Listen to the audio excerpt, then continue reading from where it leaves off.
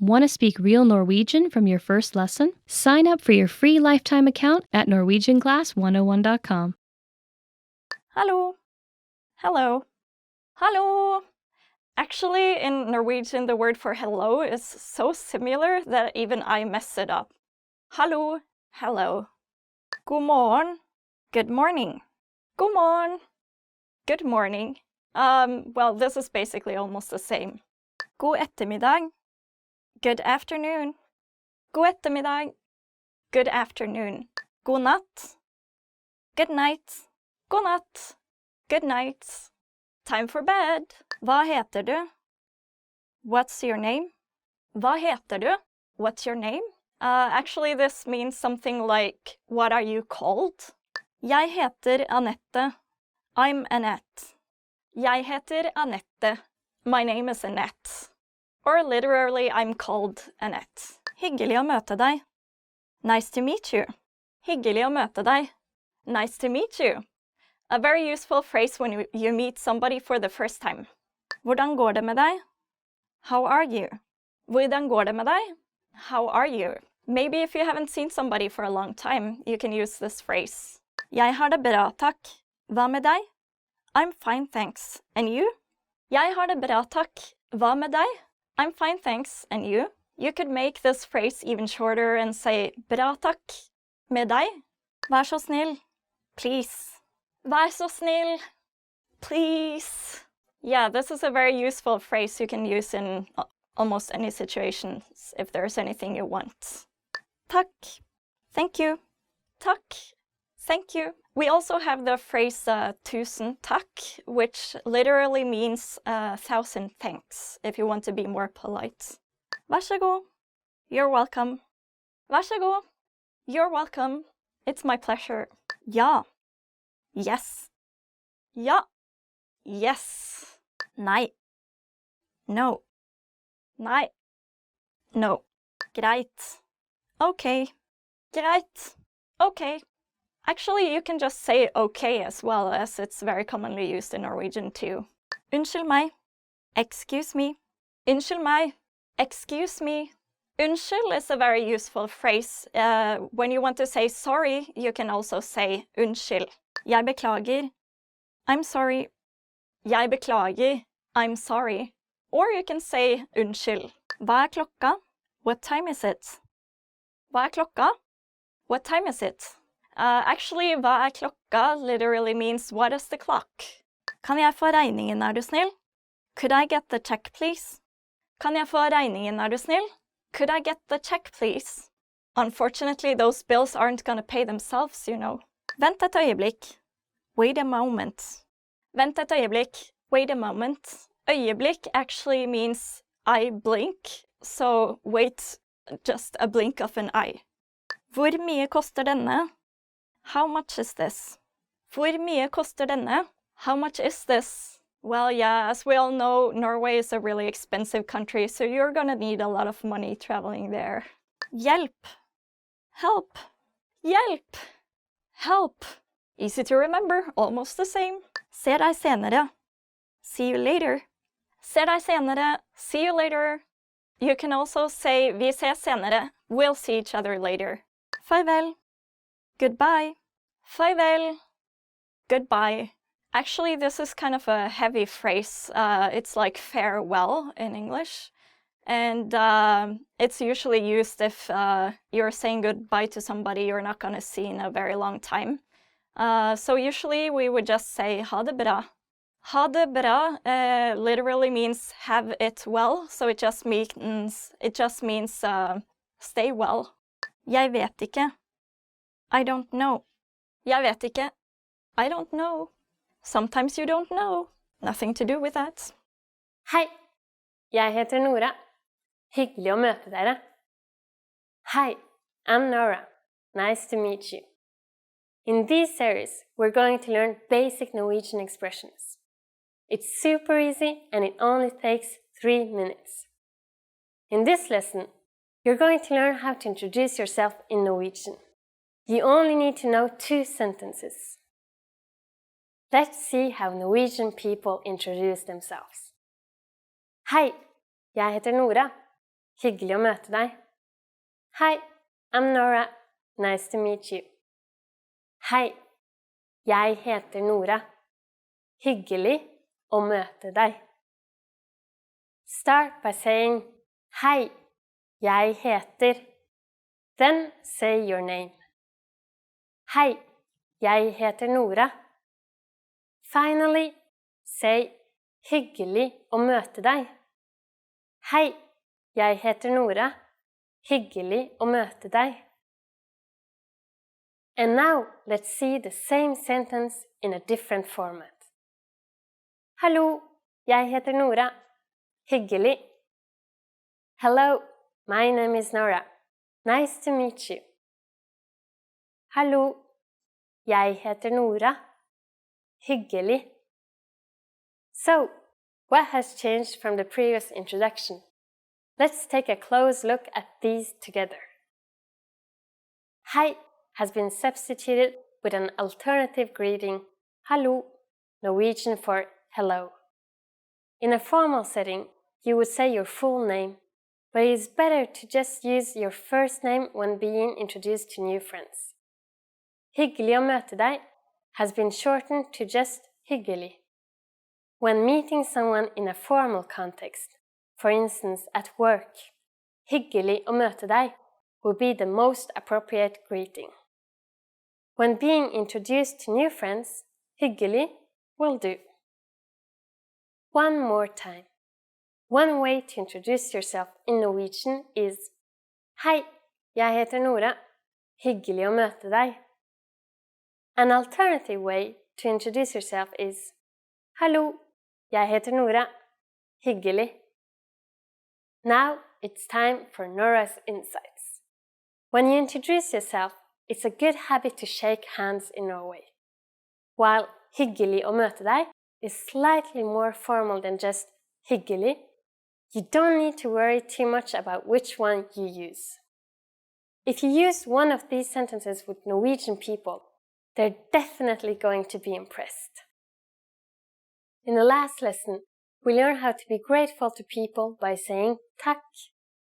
In this lesson, we learned some of the most common greetings used in Norway. Er dere klare? Are you ready? La oss begynne. So let's start. The most used informal greeting is Hei. Hei. Hei means hi. We use it when we meet people. We can use this greeting with anyone. But it isn't the only way to greet someone. We also have hallo. Hallo, which means hello. And more time-specific greetings like god dag. God dag. Literally, god dag means good day. As a rule of thumb, we can use god dag only during the daytime, from morning until evening. During the evening, we say god kveld.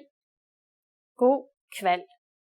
Kveld is Norwegian for evening, so god kveld means good evening. Finally, in the mornings we say god morgen. God morgen, which means good morning. God dag, god kveld, and god morgen are used when we meet someone, but when we leave, we don't say them again.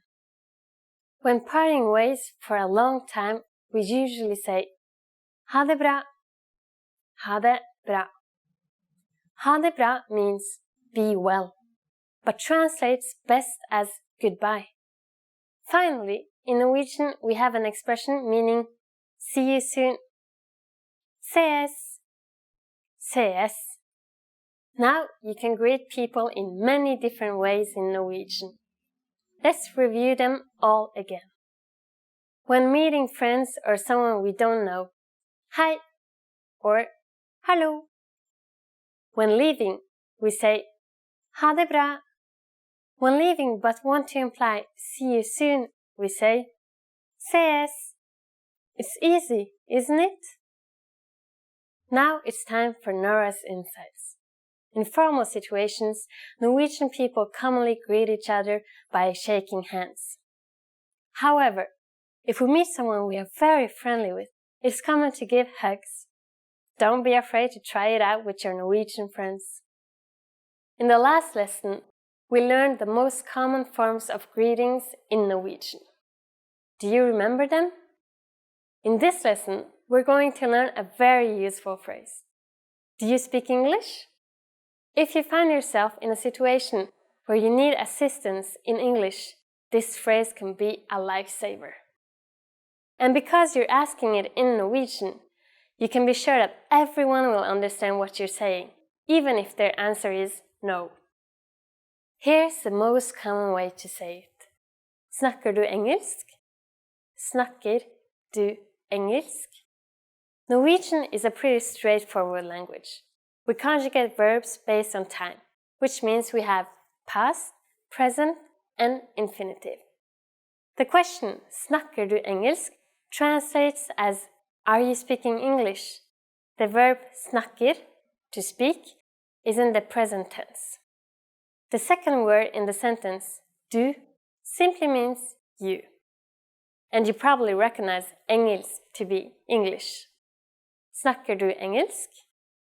To learn how to properly conjugate verbs like snakker, please check out our Absolute Beginner series on NorwegianClass101.com. You can find very detailed grammar lessons and resources there. Like English, there are many ways to ask this question. Let's look at another one, also pretty similar to English. Kan du snakke engelsk?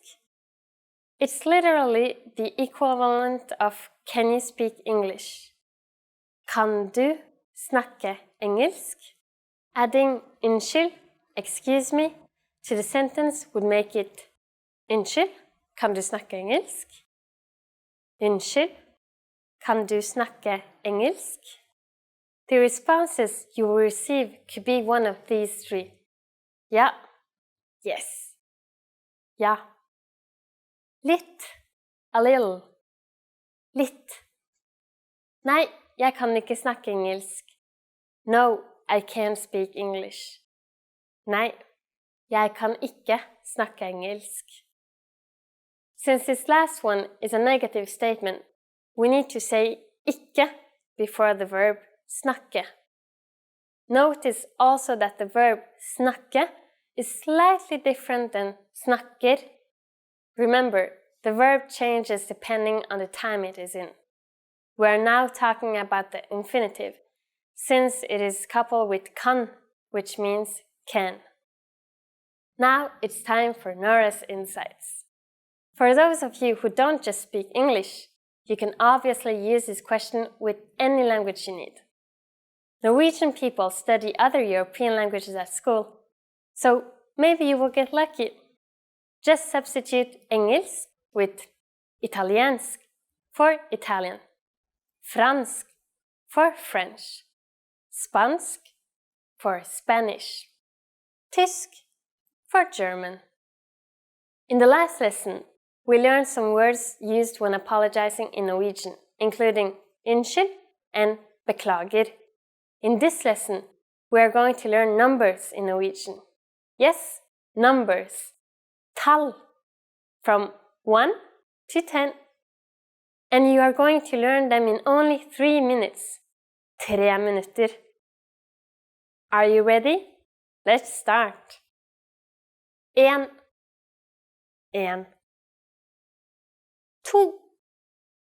2. 3. 3.